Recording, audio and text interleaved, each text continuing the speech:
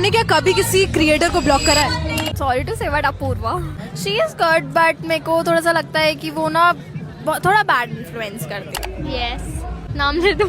एक content creator है, वो यूट्यूबर भी है, उसका नाम है गौरव जोन। कि उसने मुझे भी मैसेज किया, मेरी दोस्त को भी मैसेज किया, मेरी बहन को भी मैसेज किया, तो मैंने सोचा ये तो क्रीप है, block. Yes Muskan Kariya, I bet you didn't know this. तो आज मैंने अपने बिल्ले के नींबू निचोड़ दिए, तो वो वही कंटेंट है, उसके अलावा और कुछ है नहीं। सो या आई ब्लॉक्ड हर, इस बहुत कमा रही है उस कंटेंट से। That guy is not a content creator, he's a comedian, Nishant Tanwar. Because he keeps liking my stories, it's very creepy. So I blocked that person.